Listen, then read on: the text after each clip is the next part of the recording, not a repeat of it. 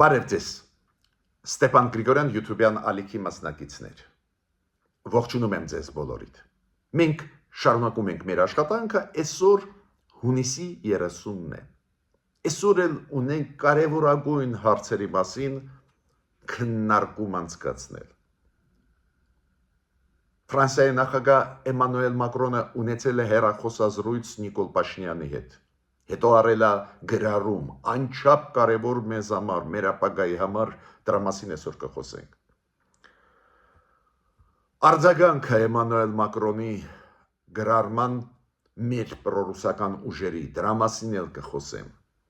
Ոնց մեր պրոռուսական ուժերը սինխրոն աշխատում են Ադրբեջանի եւ Ռուսաստանի հետ։ Անդրադառնանք այսօր անպայման Կայա Կալասի այցելությանը Հայաստան։ Կայա Կալասը Եվրոմիության արտգործնախարարն է, վաղուց է սպասում ենք այդ այցելությունը, անչափ կարևոր է Հայաստանի համար, մեր բարեփոխումների համար։ Մի քանի խոսք անպայման ես ուզում եմ ասել նաև շարունակվող Ադրբեջան-Ռուսաստան լարվածության մասին, պարզա այդ երկու ավտորիտար ռեժիմները, որոնց կարծիքը համընկնում է ու մեր դեմ պայքարում են, բայց ավտորիտար ռեժիմները նաև իրենց մեջ ունեն գզբրտոցներ իրար տալ, փնովել, այդ process-ի մասին էլ մի քանի խոսք ասեմ։ Ու անպայման ես այսօր նորից կանդրադառնամ շատ կարևոր գրառմանը, որը արեց Նիկոլ Փաշինյանը, որը առաջարկեց Նիկոլ Փաշինյանը, հիշում եք, վարչապետը Հայաստանի առաջարկեց մինչև հուլիսի 5-ը դադար տալ կոշտ բարապաշար իրար դեմ օգտագործել։ Ու ինքը ասեց, նայենք կվերլուծենք դա ինչի է բերելու, բայց ես կասկած չունեմ, որ դա ուղղված չի միայն հասարակությանը, հայությանը, նաև ուղղված է կաթողիկոս Գարեգին II-ին, դա մեսիջ է, հենց իրան ուղղված ու իմ կարծիքով պատահական չի, որ ժամկետ է տրված կաթողիկոս II-ին։ Դրա մասին էլ կխոսենք անպայման։ Ուրեմն, սկսում ենք մեր աշխատանքը, խնդրում եմ բաժանորդագրվել, կիսվել, լայքել, աջակցել մեր YouTube-յան ալիքին, ինչքան կարևոր է մեր աշխատանքը դուք գիտեք, այսօր էլ միատել ձեզ ցույց կտամ, ինչքան կարևոր է մեր աշխատանքը, ինչքան է համահունչ զարգացումներին։ Մենք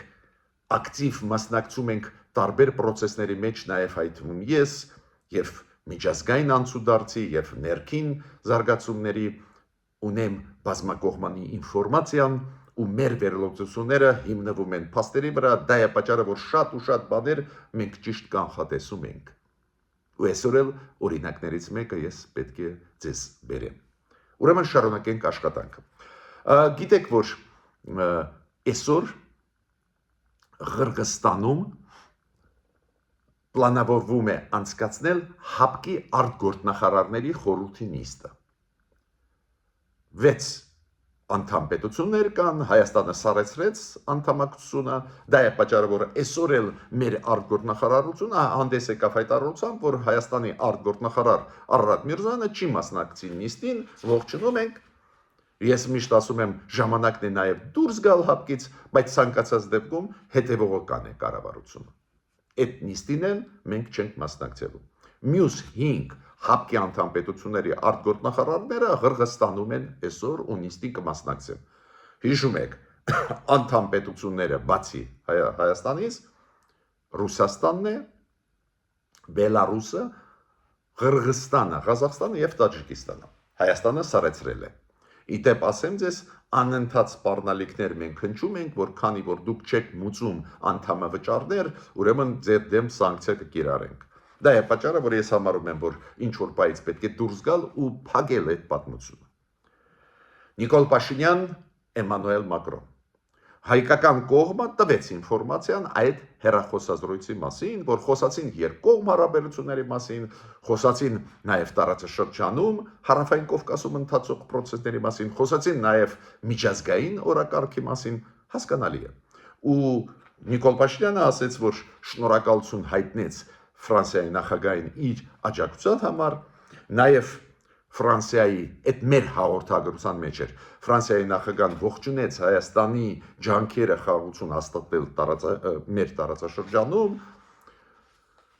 հասկանալի է հենց այս շրջանակներում քննարկումներ գնում էին բայց ես կասկած չունեի որ նաև այդ հեռախոսազրույցի ժամանակ խոսվեց այն իրավիճակի ներսում Հայաստանի, որը այսօր կա ու դրա մասին խոսեց իր գրառման մեջ իր սոցցանցերում Էմանուել Մակրոնը Ֆրանսիայի նախագահ այս հեռախոսազրույցից հետո ինքը հայերեն լեզվով post դրեց գրառում արեց իր սոցցանցերում ինքը ասեց որ ինքը ունեցել է շատ լավ զրույց հեռախոսազրույց Նիկոլ Փաշինյանի հետ երկրորդը ինքը ասել է որ Ֆրանսիան Հայաստանի հետ է Ֆրանսիան տեսնում է որ փորձ է արվում ապակայունացնել Հայաստանը ապակայունացնել ժողովրդավարությունը Հայաստանի ու Ֆրանսիան կողքը սատար է կանգնում Հայաստանի որ այդ մարտահրավերներին adekvat պատասխան լինի նաև Ֆրանսիայի նախագահան ասաց որ համարձակ քայլերի դեպի խաղաղություն հաստատելու Ադրբեջանին դեպի կարգավորելու հարաբերությունը Թուրքիայի հետ նաև Ֆրանսիան իր աջակցությունը պատրաստ է տալ ողջունեց ինքը այդ քաղաքականությունը Հայաստանի կառավարության եւ ասաց որ դա շատ կարեւոր քայլեր են Հայաստանի կողմից արվող որոնք հնարավորություն կտան տարածաշրջանում որ զարգացումներ լինի եւ կարգավորվեն բոլոր հարցերը ուրեմն այս գրառման մեջ հadoop ուզում եմ ուշադրություն դարձնել այս բարերի վրա որ Ֆրանսիան սատար է կանգնում Հայաստանին Ֆրանսիան հասկանում է որ փորձ է արվում ապակայունացնել Հայաստանը ապակայունացնել ժողովրդավարությունը Հայաստանում ով է օգտագործել այս տերմինը այս բառապաշարը մենք ձեզ հետ բազմիցս ես ասել եմ որ այդ պրոռուսական ուժերը Հայաստանի ներսում 5-րդ շարասյունը պրոռուսական ԶԼՄ-ները իրանք ցանկությունը Ադրբեջանի եւ Կրեմլի Մոսկվայի իրականացնում են փորձում են ապակայունացնել Հայաստանը ներսից Պարզ է այս Էմանուել Մակրոնի գրառումը ու աջակցությունը այսօրվա կառավարության պաշտպանել ժողովրդավարությունը չեզոքացնել վտանգները պարզ է որ դա դուր չեկավ մեր պրոռուսական ուժերի նաև դաշնակցության ներկայացուցիչները Հայաստանի արեցին հայտարարություն Էմանուել Մակրոնի դեմ ուղղված այո մեր բարեկամ երկրի որը միջև վերջ պայքարում է որ զորքերը հարևան ագրեսիվ երկրի չմտնեն Հայաստան չօտարեն Սյունիքը իրանք քննադատեցին ապշեցուցիչ էր դա ինձ համար բայց մեկ մանիպուլյացիայի վրա այս պրոռուսական ուժերի ուզում են ձեր ուշադրությունը դարձնել ուրեմն ինչ են ասում իրանց հայտարարություններում որ Եվրոմիությունը Ֆրանսիան աջակցում են Նիկոլ Փաշինյանին դրա համար մենք կորցրեցինք Արցախը միտքը դա էր գլխավոր ուղղությունը նա է գիտեք կարելի է մանիպուլացնել մենք բոլորս հասկանում ենք քաղաքական պայքար է գնում ամեն մեկը ուզում է ցուցաբերի որ ինքը ավելի հայրենասեր է չգիտեմ ինչ է բայց այս ձևի մանիպուլյացիա անել իրոք անբարոյական է հանցագործություն է բացատրեմ ինչու ուրեմն 2020 թվի պատերազմի արդյունքների ծանր արդյունքների հետևանքով նոյեմբերի 9-ի 2020 թվի փաստաթուղթ ստորագրեցին Հայաստանը, Ադրբեջանը եւ Ռուսաստանը։ Ծանր փաստաթուղթ էր, ահավոր ծանր, բայց այդ փաստաթղթում ֆիքսվեց, որ խաղաղապահ ռուս խաղապաներ 2000 հոգի պետք է մտնեն Ղարաբաղ ու մտան Ղարաբաղ ու կապահովեն անվտանգությունը հայերի Լեռնային Ղարաբաղի։ Դրան աջակցում են եւ պրոռուսական ուժերը Հայաստանում, եւ նախկին իշխանությունները Արցախի, եւ այդ պահի իշխանությունները։ Ինչով դա ավարտվեց, դուք գիտեք, ռուս խաղապաները Ադրբեջանի զորքերի հետ միասին շրջափակման մեջ մցրեցին հայությունը Արցախի 10 ամիս ու հետո քշեցին հայերին։ Ու ռուս խաղապանները ոչ մի բան չարեցին, բացի Ադրբեջանին աջակցելուց։ Դες իրենց ֆունկցիան չկատարեցին։ Ու անբարոյական է գցել Ֆրանսիայի վրա, Եվրոպայի վրա, որոնք այնտեղ ոչ ոք չունեին։ Ռուս խաղապաններ էին։ Իրենց վրա էր ստանձնած պարտավորությունը, իրենք վերցրեցին այդ պարտավորությունը։ Գիտեք, կարելի է քաղաքական դաշտում մանիպուլացնել, բայց այս ձևի մանիպուլացնել, քննադատել բարեկամ պետությունը, որը փրկում է մեզ։ Այդ դիտորդները, եվրոպական դիտորդները, որ կան Հայաստանում, դա Ֆրանսիայի ջանքերով է, այդ գաղտնիքը ձեզ բացեմ։ Այո, բոլոր պետությունները Եվրոմիության համաձայնվեցին, բայց եթե ջանքերը Ֆրանսիայի չլինել, ես չգիտեմ, կարող է ինչ-որ երկրի վետո իրավունքը օգտագործել։ Ու այդ դիտորդները Եվրոմիության, որոնք մտան Հայաստան 2023 թվից, կայունացրեցին սահմանում վիճակը։ Մեր երեխաներին չեն սպանում։ Ու մյուսը, ոնց սինխրոն աշխատում են մեր պրոռուսական ուժերը Ռուսաստանի հետ։ Ուրեմն Ռիբար կա Telegram կանալ, ճանաչված է պրոռուսական, պարզ է Ռուսաստանի գլխավոր մտքերն է ասում է այ այսօրվա իշխանությունների Հայաստանի քաղաքականությունը պրոթուրքական է։ Այրանք ուզում են Թուրքիան բերել ու ստեղից հանել Ռուսաստանը Իրանը։ Սադրանք մեր հարաբերությունները Իրանի հետ իրոք շատ վստահելին, շատ լուրջ են։ Ասում է, տեսեք Հայաստանը հանձնեց Արցախը, հիմա ուզում է հանձնի Սյունիքը, որ թուրքերը մտնեն։ Հասկանում եք, կարելի է ստել, բայց այս ձևի սուտ ու շատ առնչվում է նրա հետ ինչ պրոռուսական ուժերը ասում են։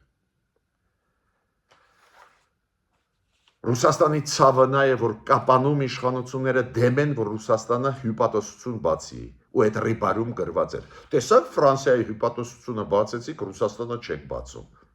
Վարում են իրանց այդ ագենտուրան ռուսական։ Ռիբարում, մեր 5-րդ շարասյուն մեջ, այդ աղմուկը, որ բարձրացվեց, հիշում եք, դրա հետ կապված, որ մեր նախարարը, որը զբաղվում է տարածքային կառավարման եւ ինֆրաստրուկտուրայի հարցերով, այդ մեր նախարարը Խուդատյան մասնակցել է Թուրքիայում այն մեծ ֆորումին, որը նվիրված է հենց կոմունիկացիաների բացմանը, տարբեր ինֆրաստրուկտուրային ծրագրերով աշխարհով մեկ։ Ու քանի որ Թուրքիայում անցել է, բոլորը պրոռուսականները եւ Ռուսաստանը մեծ աղմուկ բարձրացրեցին, տեսակ Թուրքիային է բերում։ Հասկանում եք, մեզ դնում են անգրագետների տեղ։ Այդ ֆորումը ամեն տարի անցնում է։ Մի տարի Ֆրանսիայում, մյուս տարի Հարավային Կորեայում, այլ տեղերում, այս անգամ Թուրքիայում։ Աշխարհագրորեն անցած Թուրքիայում։ Այս ֆորմատը կարևորագույն զբաղվող կոմունիկացիաներով, ճանապարհներով, ինֆրաստրուկտուրային ծրագրերով անչափ կարևոր է Հայաստանի համար։ Մենք պետք է շրջափակումից դուրս գանք։ Ու սկսեցին կապել Թուրքիայի հետ, սկսեցին ինչ-որ նարատիվներ տարածել, պրոռուսականները։ Լուրջ է վիճակը, միանշանակ։ Այն, որ կառավարությունը սկսեց պրոֆիլակտիկ քայլեր անել, միայն ես դա ողջունում եմ, այո, պետք է չեզոքացնել ագրեսիվ խմբերը, ովքեր ուզում են սահմանադրությունը խախտելով մեր սահմանադրական կարգը փոխել, ուժով բռնություն կիրառելով, բայց ել ավելի ինտենսիվ պետք է աշխատի այդ ուղղությամբ մեր կառավարությունը։ Պատկերացնում եք, մեր բարեկամ պետության, բարեկամ նախագահի դեմ գրում են հայտարարություններ հայկական ուժեր, որոնք կատարում են Ռուսաստանի պատվերը։ Իդեպ ասեմ ձեզ, որ իշխանություններին ուզում եմ ուշադրություն դարձնել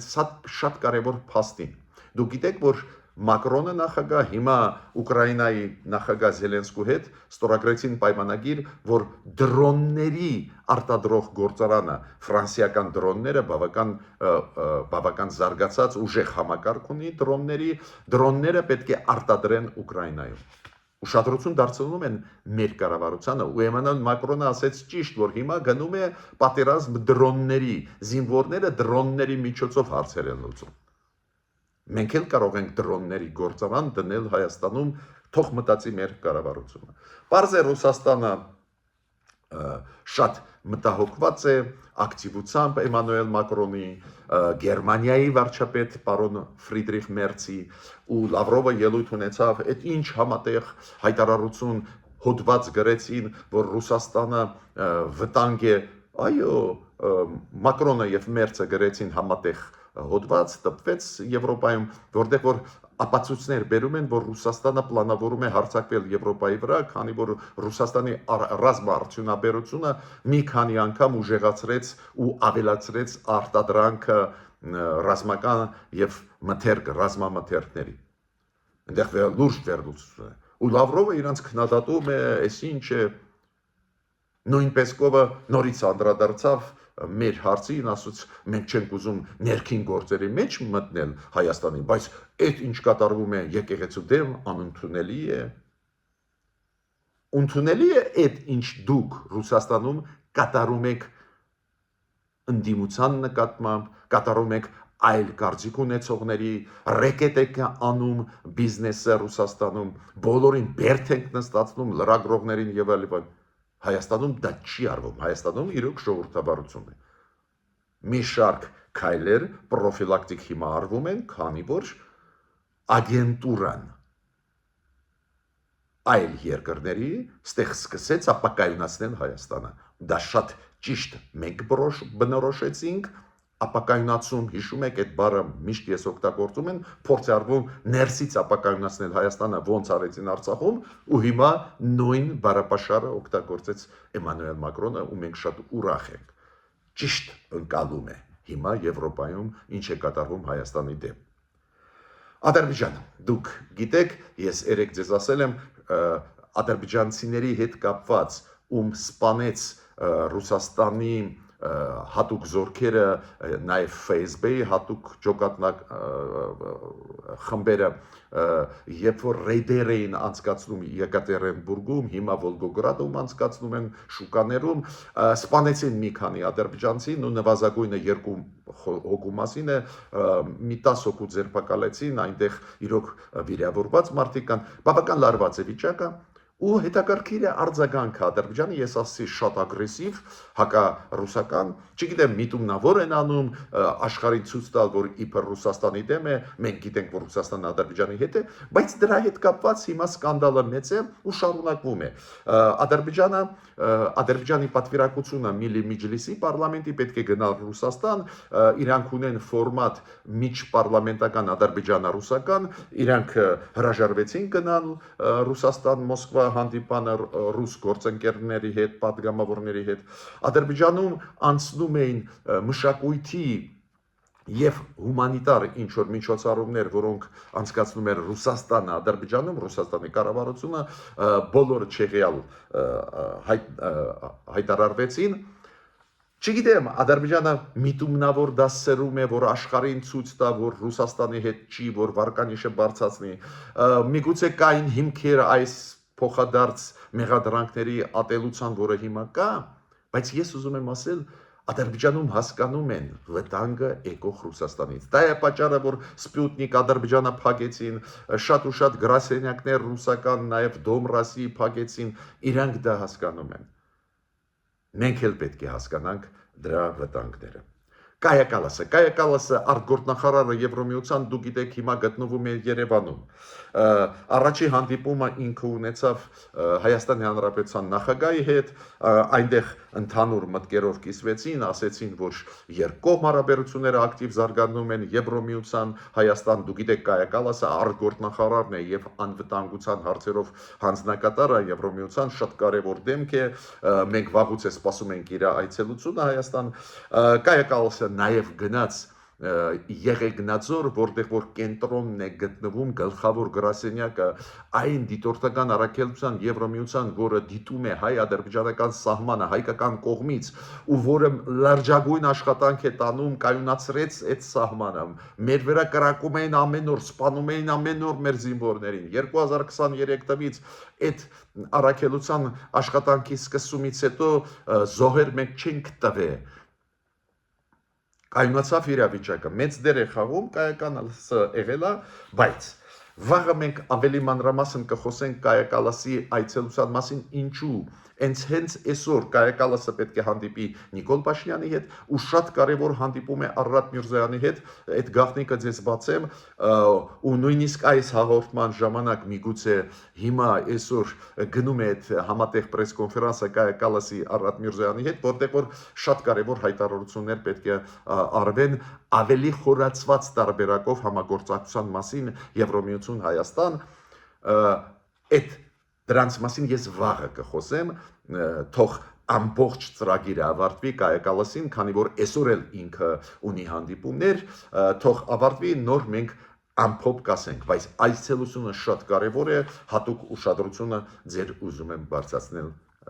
ուղղել այդ ուղղությամբ։ Հիմա ես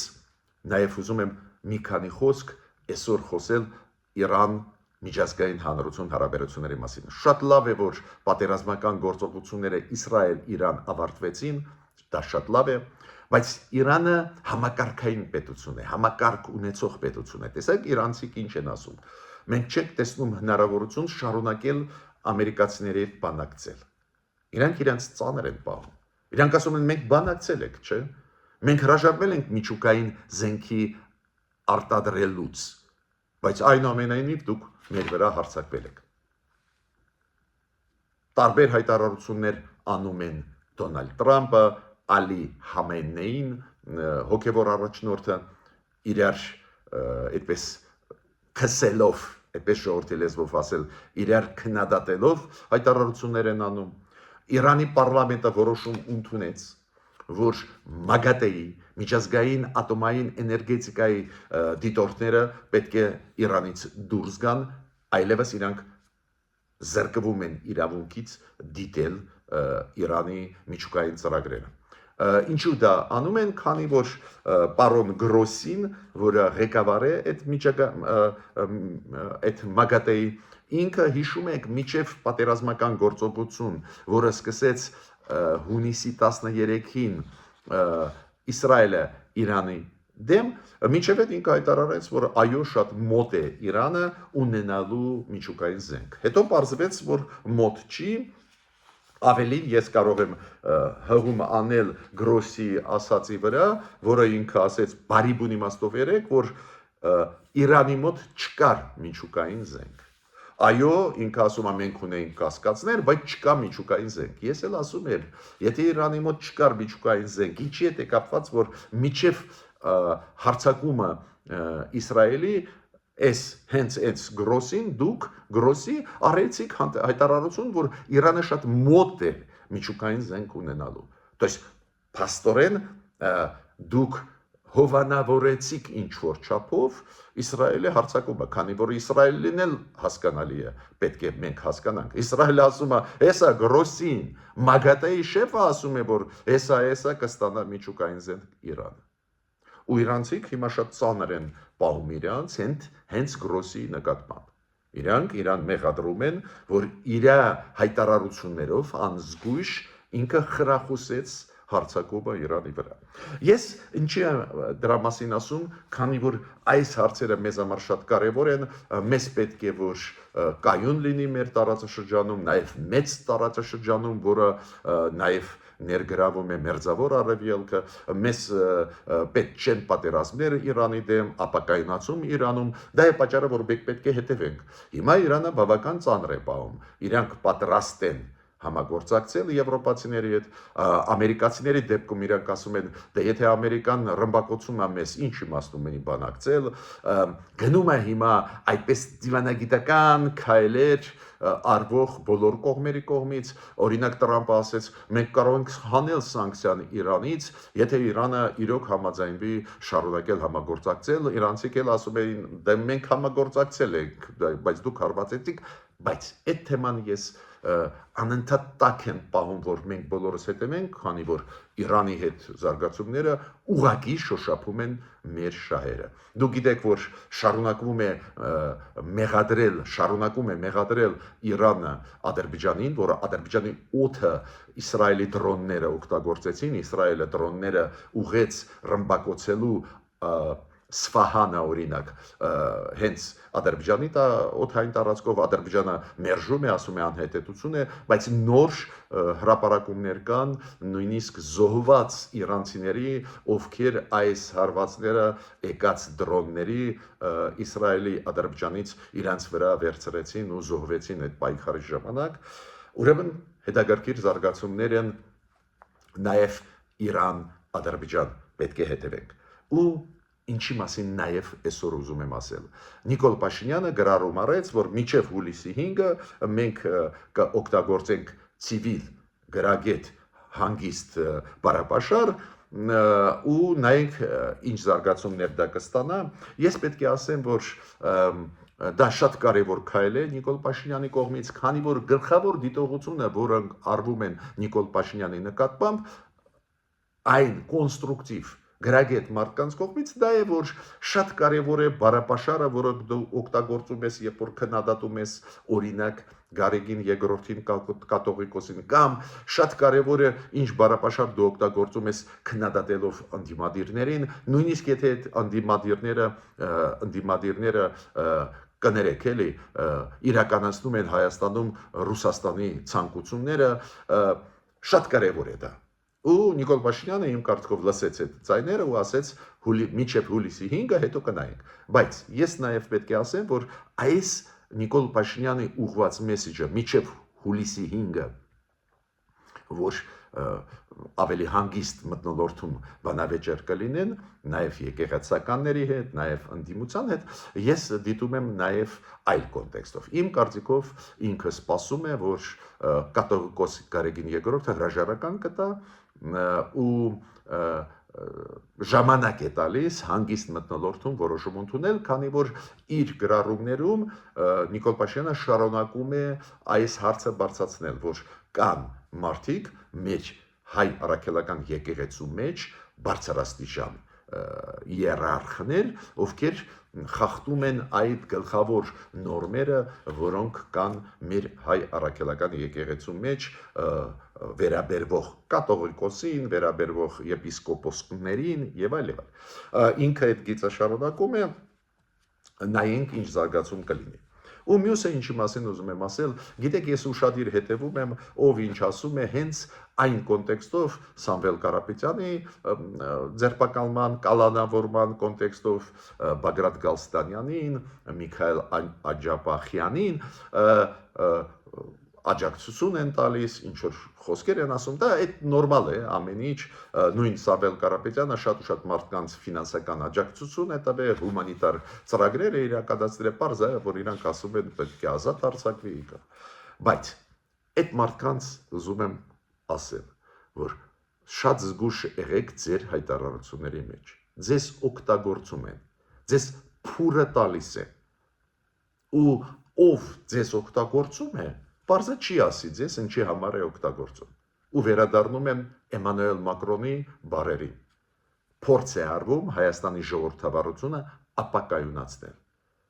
պետք չի գործիք դառնալ դրսի ուժերի, օրինակ Ռուսաստանի եւ Ադրբեջանի ապակայունացնելու Հայաստանը, ամեն մեկս էլ հայրենիք սիրող ենք, ուզում ենք, որ հայրենիքը ծաղկի, բայց կան զարգացումներ, որոնք շատ լուրջ զարգացումներ են, Հայաստանը ուզում են ապակայունացնել, տիրելու համար Սյունիքով,